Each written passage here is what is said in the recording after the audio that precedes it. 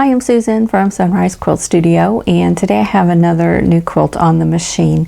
This is another vintage top. It is a Friendship Star, and this is a top that I have quilted two other tops like this in the past. It's been quite a while that I've done this design, and I don't remember exactly what I did.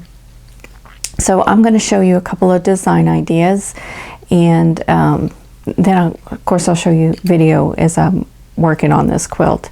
This is another 1930s era quilt. It has some cheddar yellow background, and it has a Nile green border and sashing. There's no border on this quilt. This is one I put on the machine about a week ago, thinking I'd have it done by now, but just the way things have been going, I haven't had time to do any quilting on it, other than I have all the blocks stabilized. And so this is on the machine, and I'm going to show you where it is at this point and show you some design ideas. A Friendship Star, traditionally they would have used the center hexagon to like sign their name and date it and write anything in there that they wanted to, and then they would give these quilts to a friend for somebody who is moving away or something, you know, just for a remembrance. So I'm going to start with the petals, and of course you could always just outline these in 1/4 inch stitching. You could also double this up or triple it even, or you could do something different in here. You could put like a petal. You can come in and do something a little more modern, like put a swirl in.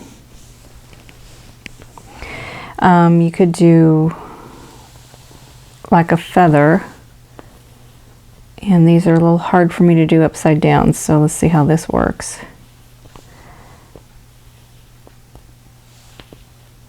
And I'm actually standing to the side here, so it's also upside down and sideways to me. You could do a feather. You could also do a feather like this. Depends on how much work you want to put into it and how detailed you want to get. You could put, I think I did do this design in one of them, this kind of a wide outline with just a loop on the top. You could also do a 3-way loop.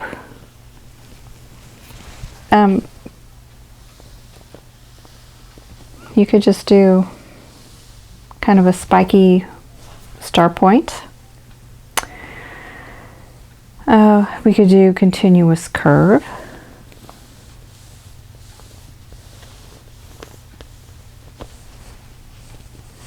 We could come in and just do a flower and double that up if you need to. Well, one thing we could do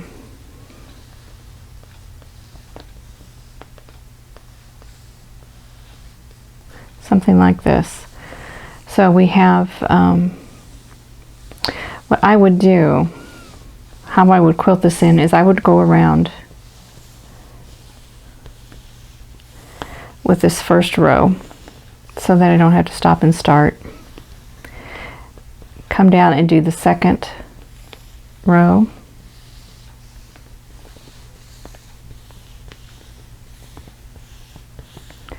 And then go around and do the third row.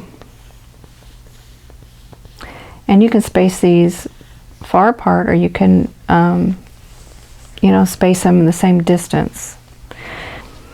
Okay, for the centers, we're going to do this.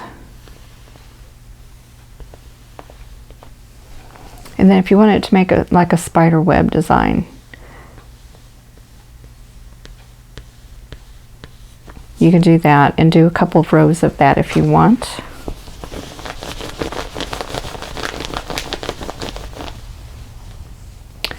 you could do, let's do just a petal. Make these kind of narrow so that they don't overlap.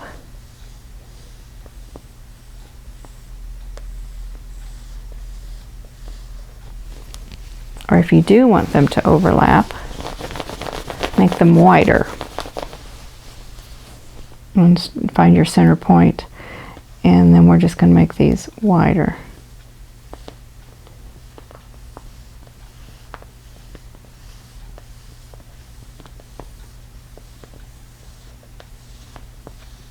Like that, and then you have that secondary flower in the center.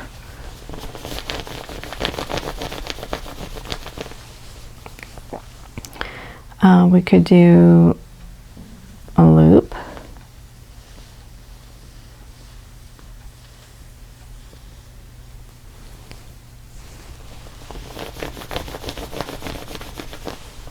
We could spiral.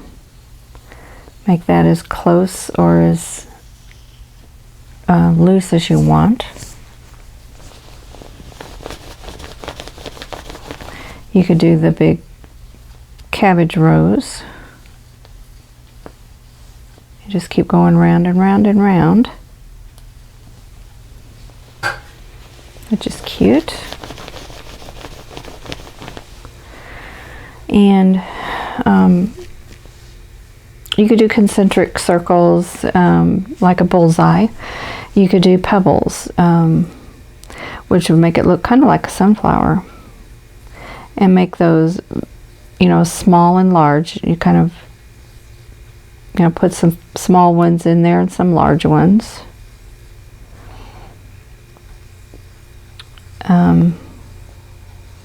Oops. Pebbles are not my favorite, so I don't do them very often.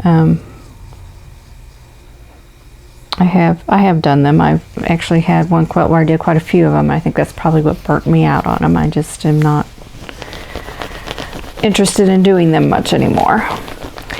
So you could do pebbles. You could do any kind of a fill in there. You could make tavish. You could do. You could just stipple in there if you want.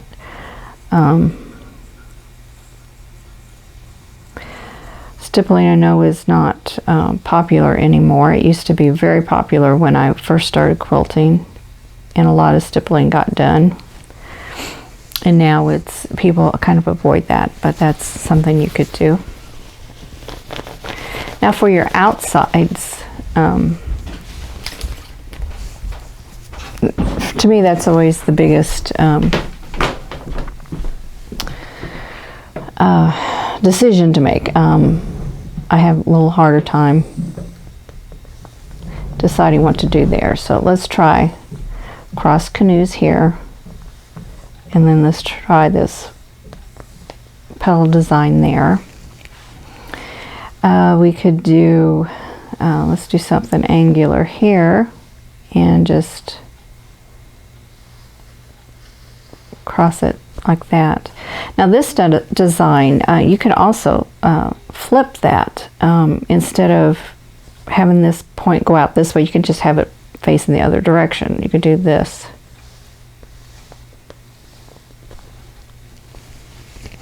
In this design, we could do this way.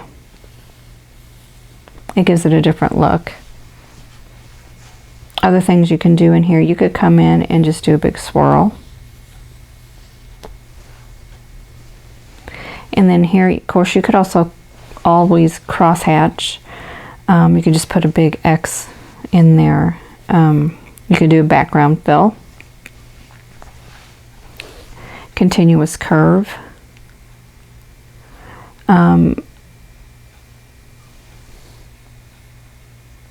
You can do continuous curve in here.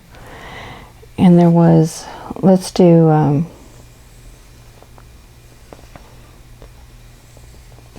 it's almost like an infinity sign here. You can do that. And anything you can think of to put in a square, you could put in here. Trying to think of another design we could do. This is a design that I did in the Broken Star quilt. I did it on several of the blocks because a lot of those blocks were like set up like this. They had the corner squares and then the triangle in the centers here, and so coming up with something different on every block was difficult, so I repeated those designs throughout. Now on this quilt, since every block is the same, it's pieced the same, I'm going to do the same design on every single block. So I haven't quite decided, but I think what I'm going to do, which I may get to this tomorrow, I'm not certain. It's late. It's almost 8 o'clock in the evening now, and I'm getting tired, so I'm not going to quilt right now. But I believe what I'm going to do is I'm going to do a petal, and I'm going to double it.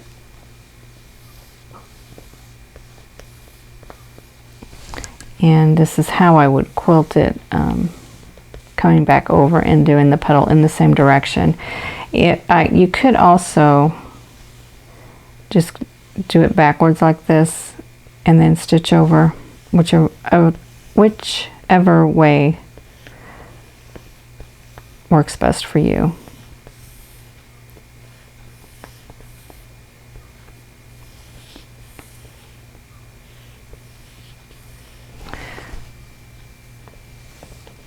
So this would go fairly fast, and it'll give it a flower type look. And then also, you know, you can always do feathers in here, and I think what I'm going to do is I'm going to do a feather where it reaches out to the points in the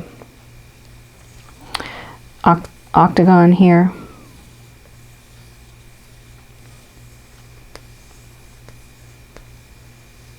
So it would fit in like that. And I think that's how I'm going to do this design. Now if you want to do your feathers, instead of coming out, this is kind of more like a flower. It's a feathered flower kind of design. If you want it to look more like a feather and come to the inside, make you a little guideline there and bring them in.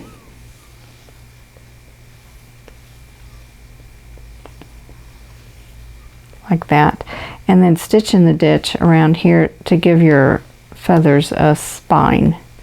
It'll make it look more complete. So and then for the outside, I believe I'm going to do the crossed canoes, and then I'll come in and then I'll do this design. It's kind of one of my standards, and it's quick, and I think it's cute, so I don't think I'm going to stress myself over this top too much. Stress just is not good for me right now, so the less stress I can cause myself, the better. So this is what this is going to look like when it's quilted. I wanted to show you a little bit on these borders too. These borders are really wonky. This was a hand-pieced top. Even the sashing is hand-pieced. So I'm going to adjust the camera and then show you a little bit of these borders. Okay, these borders are fairly wide. They're about 3 inches, a little over 3 inches wide, but you can see they aren't straight. They're pretty crooked, so I don't want to draw a whole lot of attention to that fact. So I think I'm going to do something curvy in here. If I had decided that I wanted to do an outline stitch on these, it would just emphasize the fact that these are wavy, and I don't want to do that. So I'm going to do something curvy.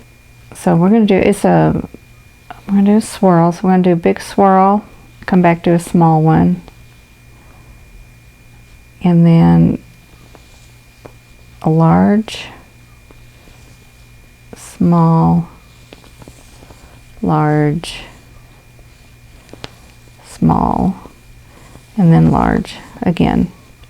And just do this design all the way up and down the sashing that way as well as this way.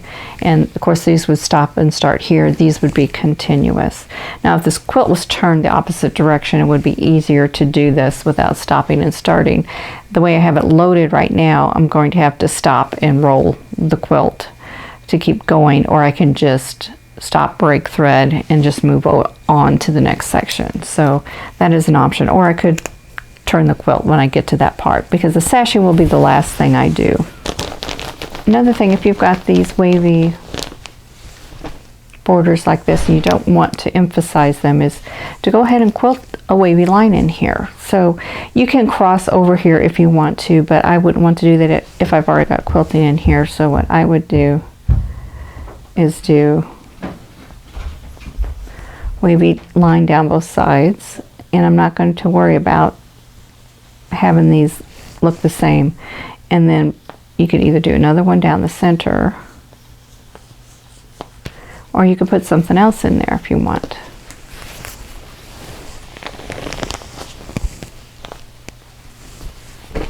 See, then you could put your straight lines, you know, combine a couple of things. You can put 2 or 3 lines down here, however dense you want to make that.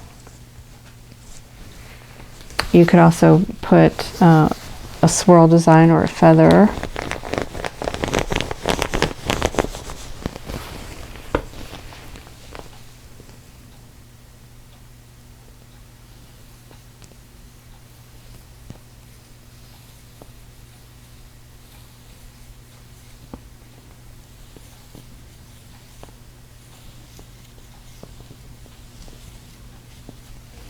Something like that.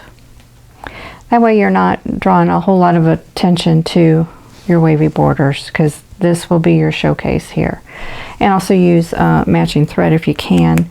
I don't know that I have any green that would match this. I haven't chosen the threads for this quilt yet, so that'll be another thing I can show you when I get around to that. So if you come across a friendship star quilt or another quilt, another star with a star pattern, hopefully this will give you some ideas. Thanks for watching. For more quilting ideas, click on the video links. And to keep up with my newest projects, click on the subscribe button. I hope to see you again soon.